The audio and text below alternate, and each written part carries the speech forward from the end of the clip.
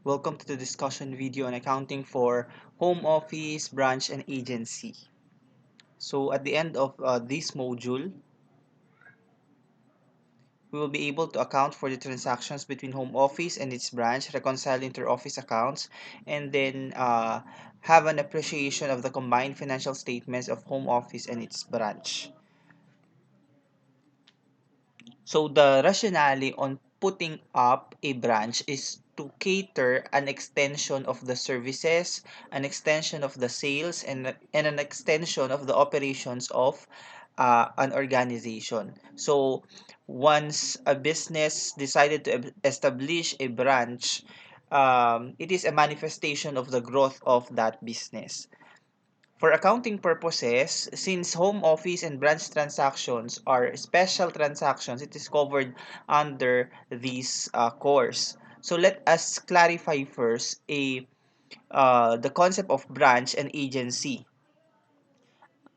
A sales agency is not a self-contained business but rather acts only on behalf of the home office. On the other hand, a branch is a self-contained business that acts independently but within the bounds of the company policy set by the home office. So based on that, mas madali nating maintindihan na kapag agency transactions, these are just mere extensions of the home office. Pero kapag branch, ito ay mismong it is separate. Meron na siyang sariling business operations at meron na siyang it acts independently of its original home office. Let us take a look at the distinction. A sales agency, it displays merchandise and takes customers' orders but does not carry inventory to fill customer orders. Kapag branch naman, merong inventory yan. It carries inventory to fill customers' orders or provide services similar to those provided by the home office. So kung anong ginagawa sa home office, normally ganun din sa branch kasi nga parang nag-extend lang yung kumbaga you replicate the operations of the home office to a branch. Pero kapag a sales agency, these are just mere outlets of the home office. Next, forwards customers' orders to the home office for processing. Customers remit payments directly to the home office. So, dito, lahat ng order ng customer ay ipaprocess ng home office. Unlike sa branch na kung yung order ng customer, sila na mismo ang magpaprocess noon, sila na ang gagawa ng warranty and then collections. So, doon makikita natin yung independence ng branch as compared to a sales agency transaction. Kapag sales agency, gumagamit lang yan ng revolving cash fund or normally mga petty cash fund para doon sa kanyang operation. So, once na na-deplete na yung mga petty cash fund niyan, ay i-replenish yan as authorized by the home office. Pero kapag branch ka, meron kang sariling assets, liabilities, meron din siyang sariling generation of income and then incurrence of expenses. Kapag sales agency, it is not a separate accounting entity. Pero kapag branch, it is a separate accounting entity for internal reporting. Kasi kapag outside reporting or external reporting, yan po ay consolidated. Okay? Yung sales agency, it maintains only cash records to account for the petty cash fund or the revolving cash fund. Pero kapag branch ka, may complete set of accounting records. Tingnan mo yung example. Kapag sales agency, for example, a booth located in a shopping mall that offers debit or credit card issued by a bank, applicants complete their application with the bank's office. Kapag nag-fill up ka doon sa booth na yon, merong step doon or process doon na kailangan na pumunta ka mismo doon sa bank o doon sa mismong home office para ma-complete mo yung transaction. Pero kapag branch ka, halimbawa, a branch of BDO located in a shopping mall, mako-complete mo na yung thorough buong process mo from application to to deposit up to the final authorization of an account. So, yun yung difference nila. Okay. So, may sample pa tayo dito yung kay B. A booth, for example, na nag-offer ng internet connection, ganyan. Kay branch naman, basta nag-set up ka ng isang business or establishment na new, this is a new branch, considered na yun as a branch transaction. For example, ito sabi niya, this is a sarcastic example. Mang Tony's Fishbowl, New York branch, serves freshly cooked fishbowl straight from the frying pan. Kumaga ganun. You look at how Sir Milan tried to differentiate a sales agency and a branch. So how do we account for first an agency? Since an agency does not maintain its own accounting records, i-account lang natin yung revolving fund o yung petty cash fund niya. Okay. So the rules on the petty cash fund will apply here. Okay, tingnan natin yung illustration. An accounting for agency. For example, the receipt of a revolving fund. Binigyan ng fund yung outlet na yon, yung booth na yon. For example, yung sales agency na yan para dun sa kanyang petty cash fund. So how it is recorded in the home office books? Debit cash, agency number 1, and then credit cash. Kasi yun yung sinasabi dito, yung mag-set up ka ng account title that is only exclusive to the agent of the transaction. So, in this case, nililipat lang siya. Ini-eliminate yung cash para mas ma-identify natin kung nasaan yung cash na yun.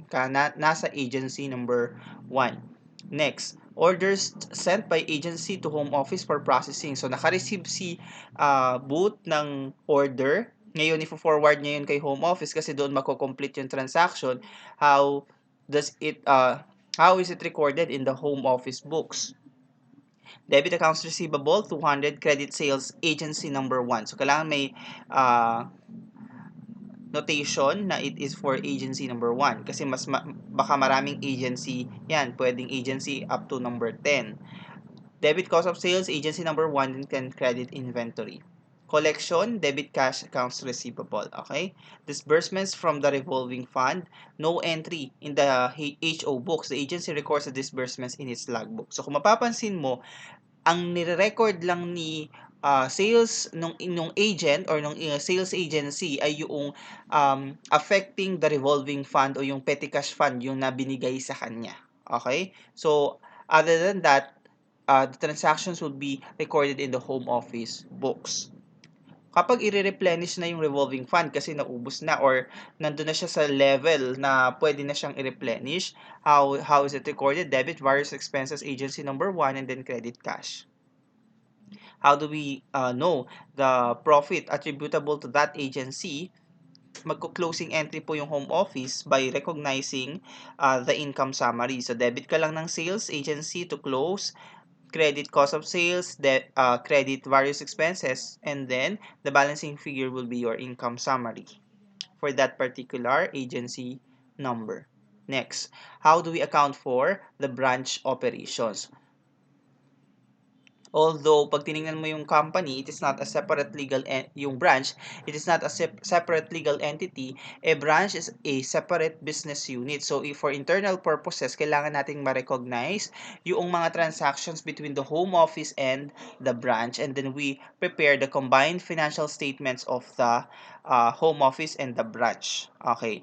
So, sa home office po ay meron for internal reporting purposes ay meron po tayong tinatawag na investment in branch account or on some entities use the branch current account. Sa branch books naman meron tayong tinatawag na home office account or in some home office current account. These are reciprocal accounts and shall be equal at all times, at all given point, at every single given point of time.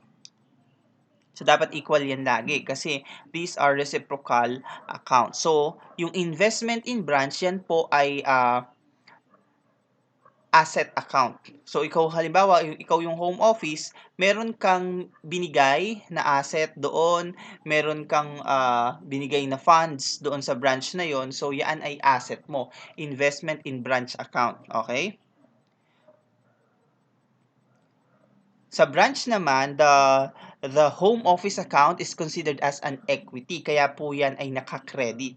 Ang normal balance nung home office, nung investment in branch account is debit sa home office books.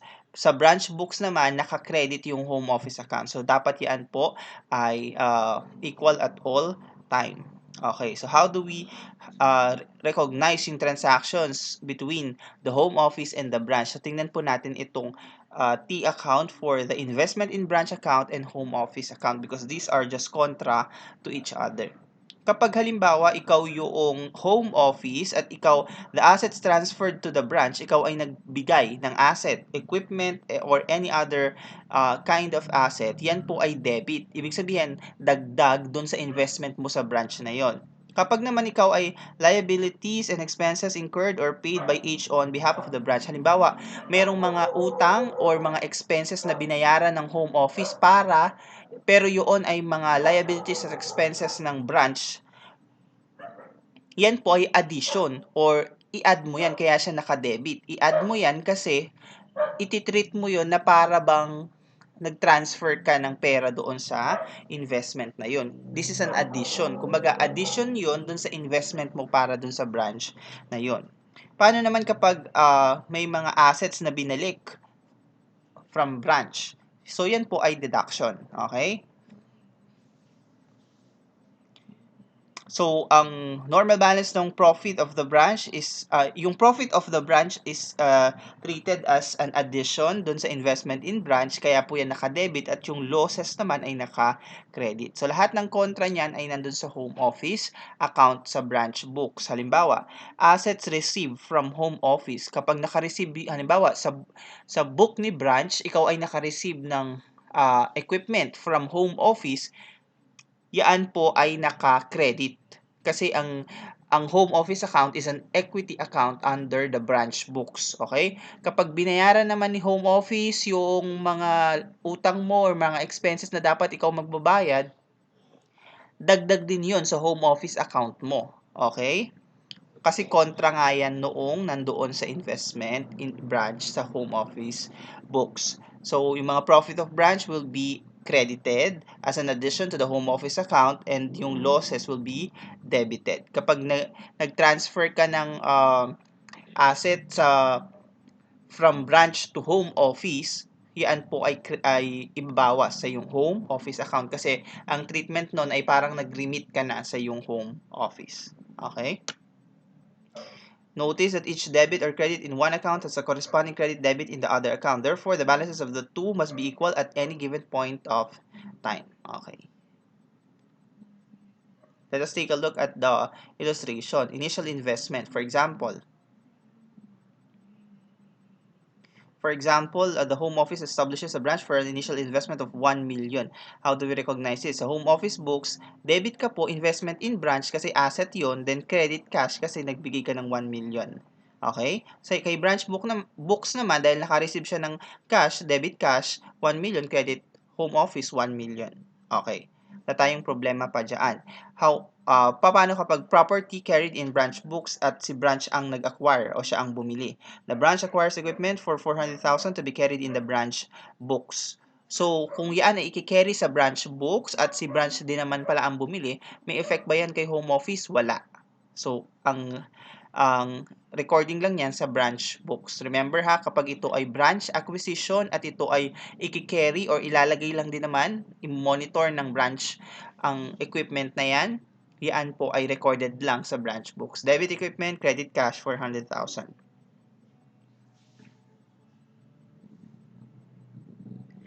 Okay. What happens when we recognize the depreciation? Dahil yan po ay hindi naka-record sa home office books, it is just proper for you to recognize the depreciation in the branch books alone. Okay? Debit depreciation expense, credit accumulated depreciation, 40,000. Next, number 3. Paano kapag bumili si branch ng equipment pero yung property ay i-carry sa home office book? So, merong mga ganitong transactions. Gusto ng home office na lahat ng mga property ay naka-record sa kanila for their monitoring para makita nila kasi baka mamaya inuuwi na yan ng mga branch officials, di ba? So there are cases like this. So the branch acquires equipment for 200,000 to be carried in the home office books. So how do we recognize this? In the transaction of the home office, remember, sa kanya po yan isa-set up. So, debit ka, equipment, lagyan mo lang ng dash branch dahil yan ay nasa branch para mas madali mo siyang ma-monitor. Okay? Equipment branch, 200,000. Credit investment in branch. Okay. Credit investment in branch. Bakit naka-credit yung investment in branch? Because it is treated uh,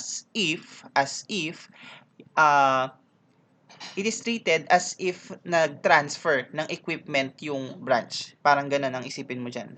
Balikan mo yung T account mo. Di ba ang sabi dito, assets received from the branch. So, it is as if the branch transferred the equipment to the home office. Kaya naka-credit yung investment in branch ng 200,000. Sa branch books naman, you debit home office 200,000 and then credit cash 200,000. Remember, yung assets transferred to HO is debited, kaya naka-debit yung home office account mo. At cash dahil ikaw yung nagbayad. Okay. So, what happens when the depreciation comes in? Paano kapag magde-depreciate ka na dyan? The depreciation expense is recorded in the branch books because siya ang gumagamit ng equipment na yan. Okay? Naka-lodge lang or naka-recognize lang yan sa home office books for their reference and monitoring. Pero ang gumagamit niyan is si branch books. Therefore, kung yan ay nag-generate ng income for the branch, it is proper na i-match natin yung income dun sa expense. Kaya yung depreciation expense niyan ay nasa branch books. Then credit ka home office. Sa home office books naman,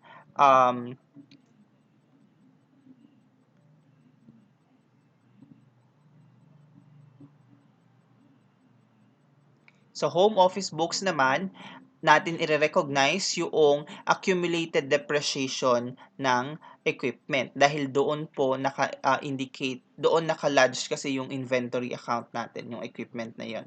And then, debit ka lang ng investment in branch kasi nga at all times dapat equal yan. Kung nag-credit ka ng home office dito, debit ka ng investment in branch dyan, 20,000. Then credit accumulated depreciation branch, 20,000. Okay? Because essentially, kaya ay pag may eliminate naman ito kapag kinonsolidate na natin yung financial statements. Next, when the property is carried in the branch books, what happens when the property is carried in the branch books, tas home office yung nag-acquire. So, ano ang treatment natin dyan? It is as if binilan ka ng equipment ng home office. So, debit ka lang investment in branch, credit, cash, 50,000. Then, si branch books naman, debit furniture, and then credit home office. Yung depreciation niyaan, dahil ito po ay carried in the branch books, remember kung saan siya naka-carry yung item na yun, ay doon natin nire-recognize yung expense related to that. Okay? So, branch books, debit, depreciation expense, and then credit, accumulated depreciation. Next, property carried in the home office books, home office ang nag-acquire. Kung sa home office ilalagay, home office din ang nag-acquire. So, debit ka lang, furniture branch, and then credit, cash, 30,000. Sa branch, wala po tayong recording. Kasi parang, ang treatment nito ay, binilan ng home office, tas parang pinahiram lang dun sa home. Bumili yung home office ng equipment na naka-record sa kanya, tapos pinahiram lang kay branch. Parang ganun ang treatment dito. Okay? Since, yung depreciation, paano yun? Since si branch books ang nagre-recognize ng income related to that, siya ang dapat mag-recognize ng expense. So, debit depreciation expense, credit home office, and then kay home office naman, investment in branch, and then credit accumulated depreciation. Okay?